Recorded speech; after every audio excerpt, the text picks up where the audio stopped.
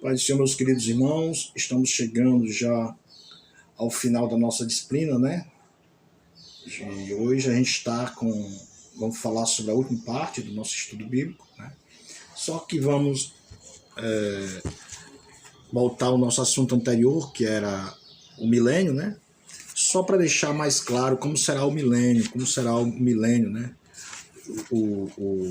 Você pode ter acesso ao calendário da profecia do pastor Antônio Gilberto, onde fala muito sobre o reinado de Cristo na Terra, né? Então, como será o milênio, né? Ele faz algumas coisas, por exemplo, o milênio está ilustrado em miniatura em Lucas 9, 27 ao 31, ele diz, aí vemos, Jesus em glória, não em humilhação quando esteve na terra, no 28 e 31, Moisés representando os santos que dormiram no Senhor, no verso 30, Elias representando os santos trasladados no verso 30, né? Pedro representando os santos que estarão vivos, 3 apóstolos estavam com Jesus, mas somente Pedro teve destaque, né? A multidão ao pé do monte, representando as nações que terão um lugar no milênio. O termo milênio, né? A morte redentora do Cordeiro de Deus, 31. Melhor tradução do versículo 31 está na versão corrigida, que registra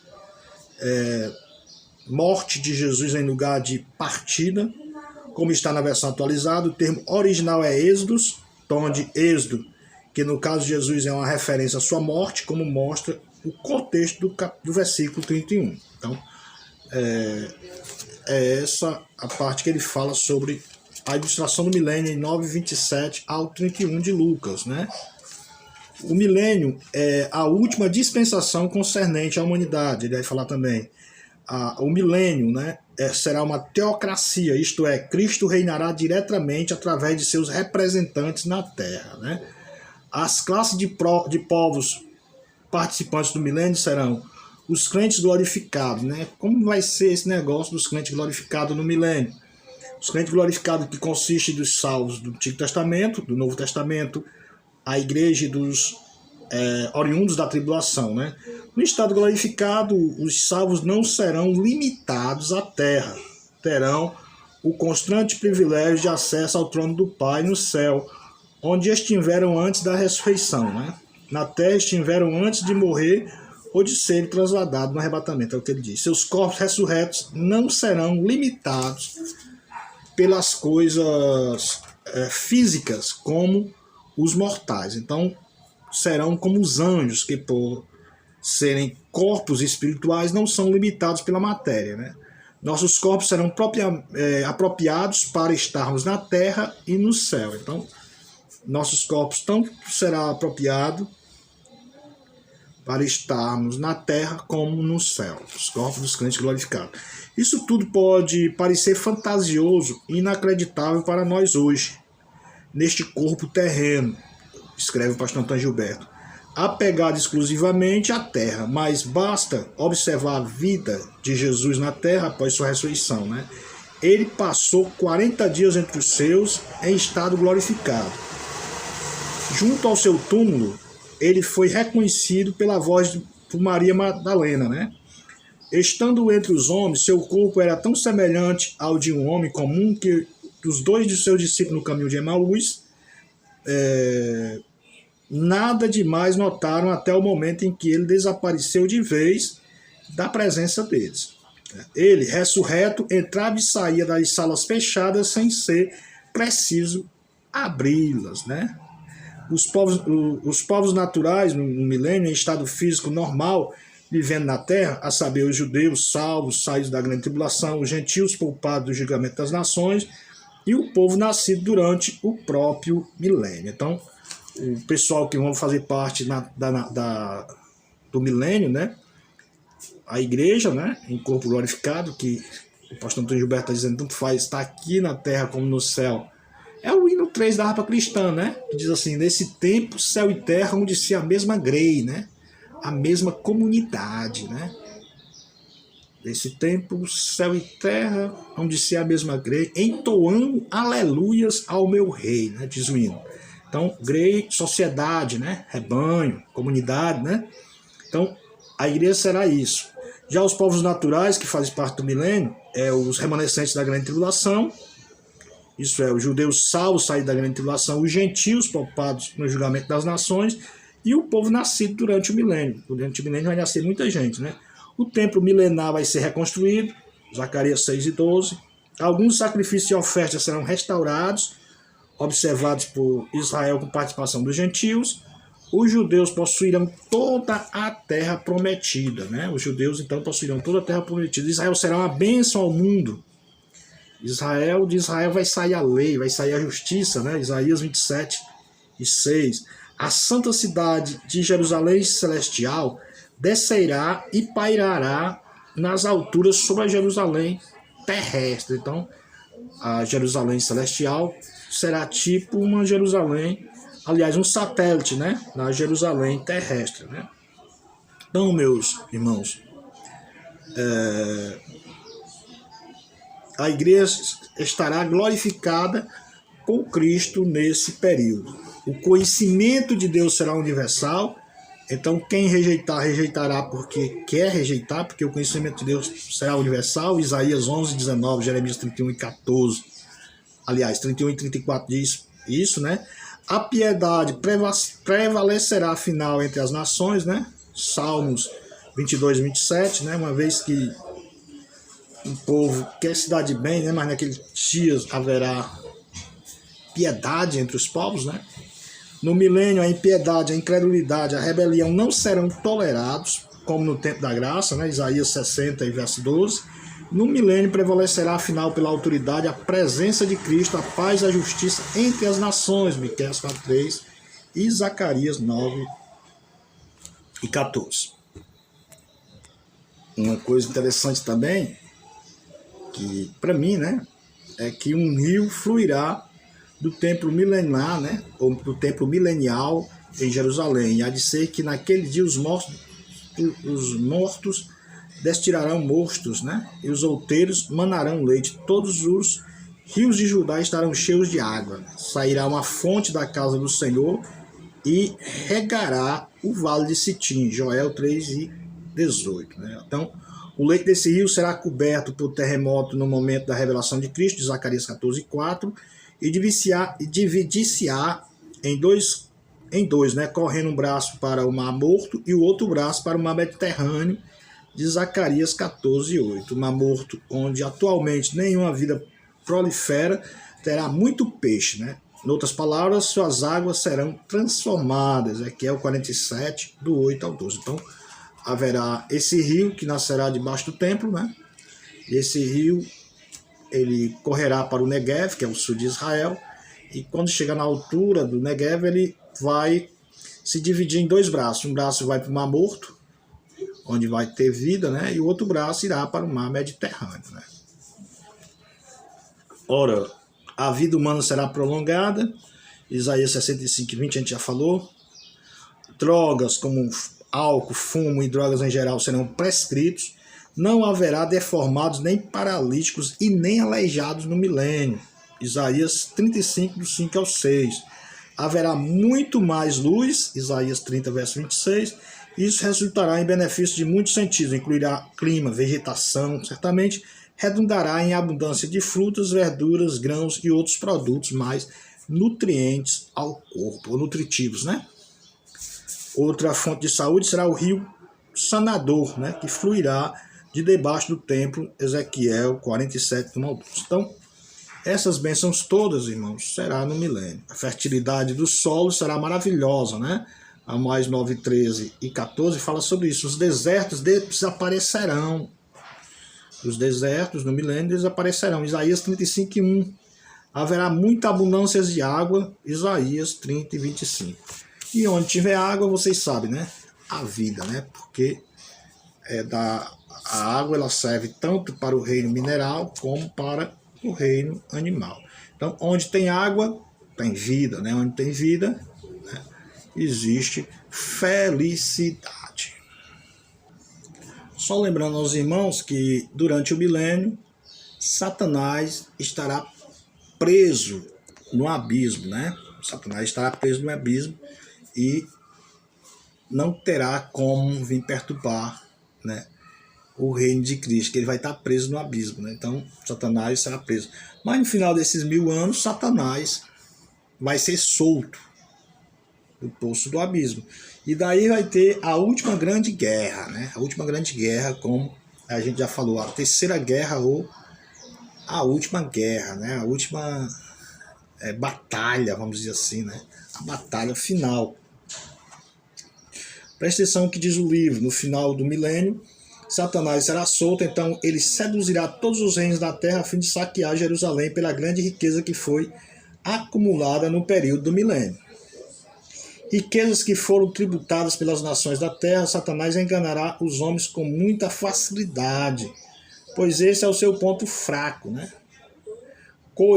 Porém, Deus fará fogo descer do céu e destruirá o diabo com toda a sua organização. Apocalipse 20, verso 7. Então, o homem parece incrível, mas o ser humano, quando ele está na pior, ele é mais difícil ser enganado que quando ele está na melhor, né? Quando ele está na bênção, parece que ele dá mais lugar para ser enganado.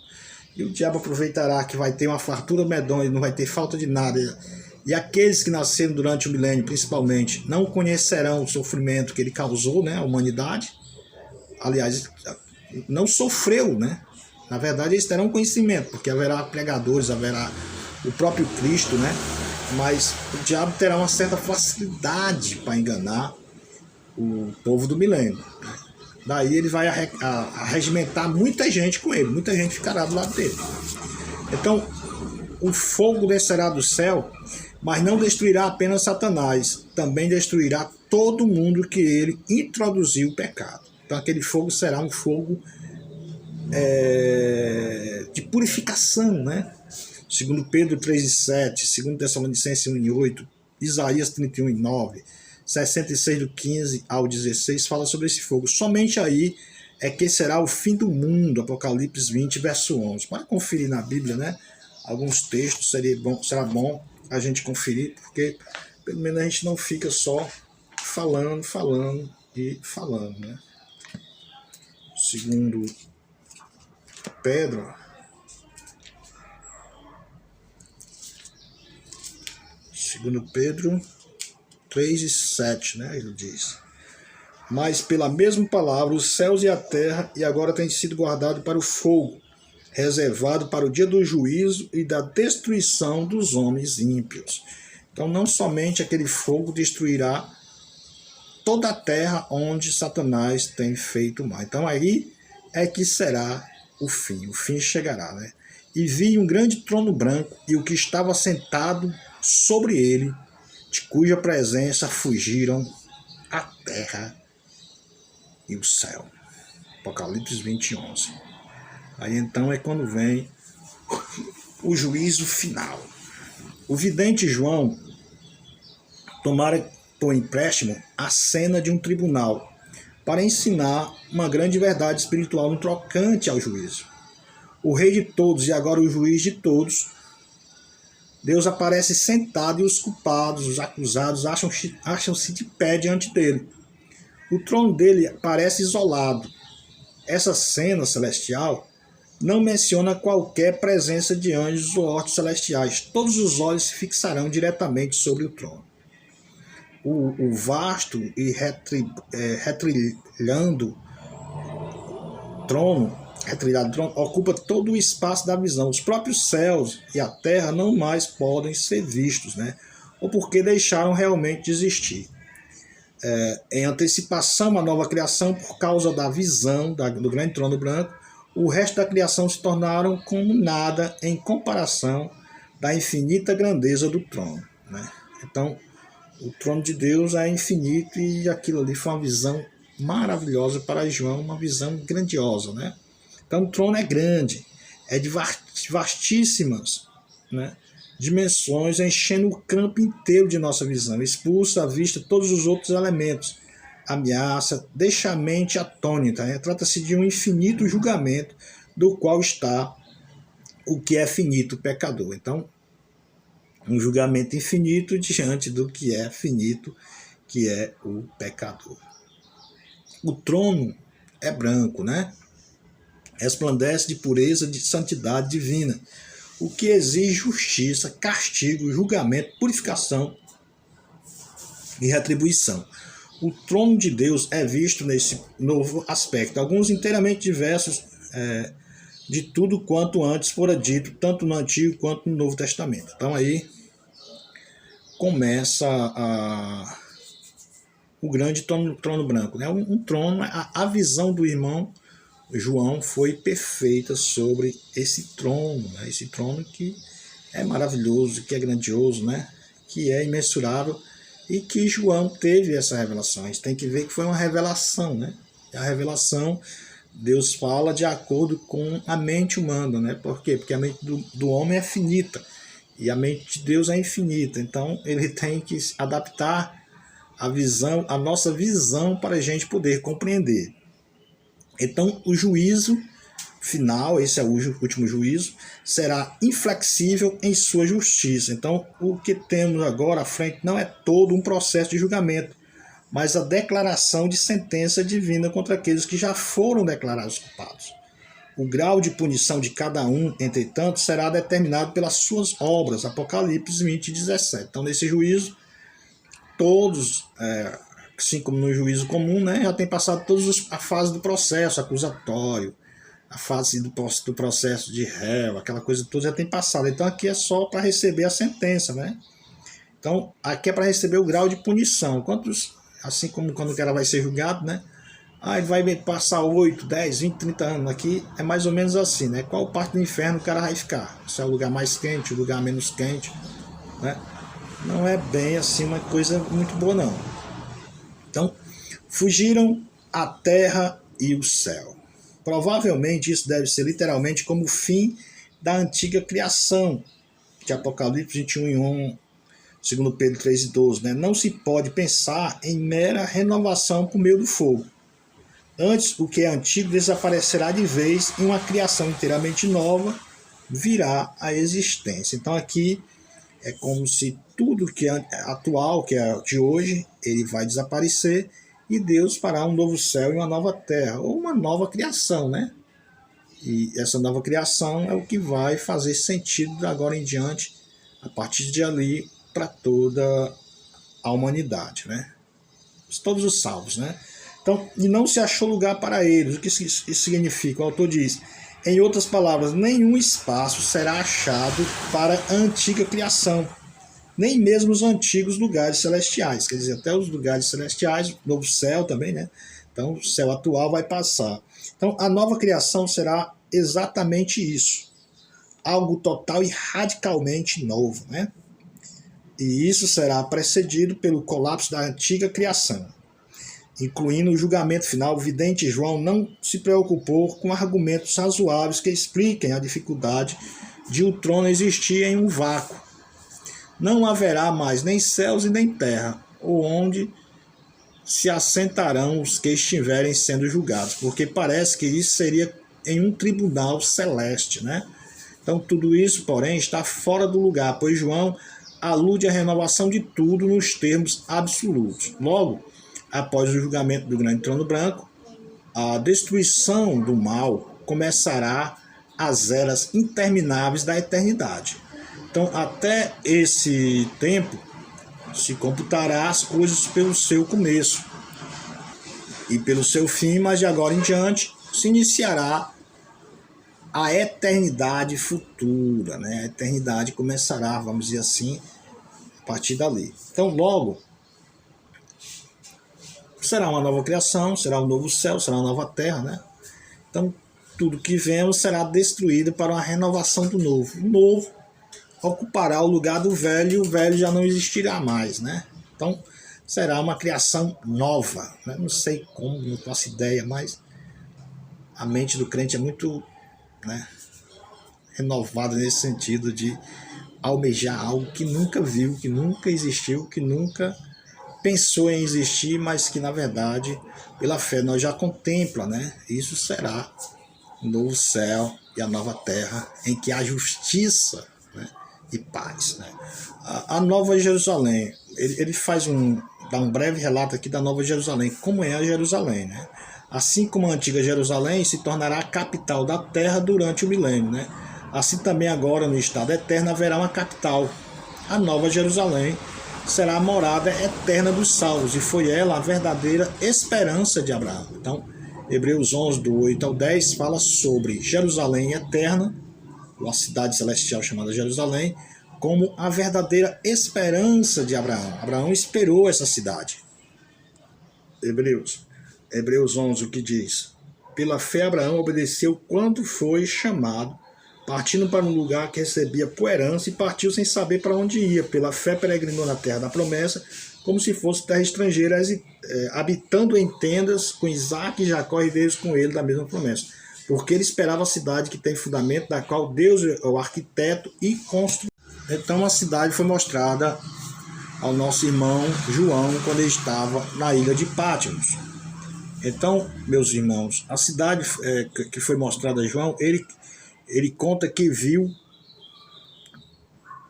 objeto quadrangular aparecer no céu. A princípio não parecia muito grande, mas à medida em que foi se aproximando dele, ele começou a perceber a enormidade e a magnificência da cidade na forma de um grande edifício. E agora, o que seria aquilo? Ele deve ter pensado. Para que seria, né? Mas logo veio a resposta, Apocalipse 21, 3 a 8. Ele agora começava a entender que era a morada dos santos, né? Logo, após João arrebatado por um anjo, né? O brasileiro gosta muito de usar o gerúndio, né? Logo, João arrebatado por um anjo e levado para um alto monte, talvez um planeta, né? Talvez um planeta, porque de outra maneira ele não poderia contemplar a grandeza de toda a cidade. Por causa do seu tamanho descomunal, medindo 2.200 quilômetros, tanto de altura como de largura e de comprimento. A cidade tem a glória de Deus, sendo Jesus a sua lâmpada, né? Então essa foi a visão do nosso irmão João. Então, logo após do trono branco, da descida da cidade celestial, começa o eterno e perfeito estado. Então, irmãos, para revisãozinha geral. Você aprendeu que a palavra milênio vem do latim mille e anos, né? Que significa 1000 anos. Ou do grego quiliasmos, né? Você viu também que o amilenismo é a doutrina que professa que o milênio é algo simbólico e não literal.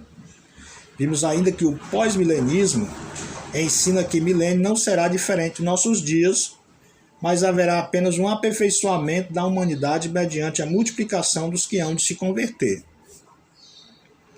E aprendemos também que o pré-milenismo ensina que o milênio virá após o arrebatamento da igreja, a grande tribulação.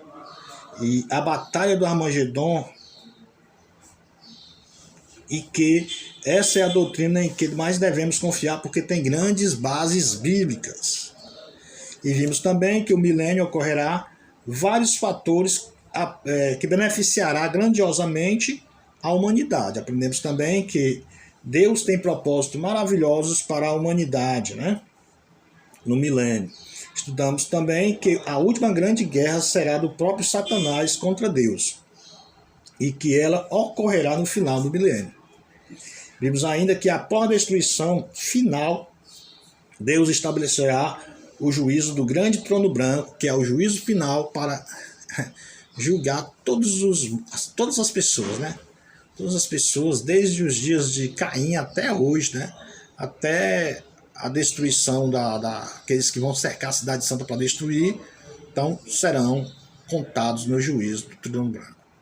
Final, aprendemos também que após o juízo do grande trono branco se iniciará as eras intermináveis da eternidade, onde o tempo não mais existirá. Então aqui termina o tempo e começa a eternidade. Meus queridos, meus bons irmãos, e assim nós ficamos por aqui. Deus possa abençoar suas vidas, a vida de cada um de vocês, né? Que a esperança da igreja é o arrebatamento, né?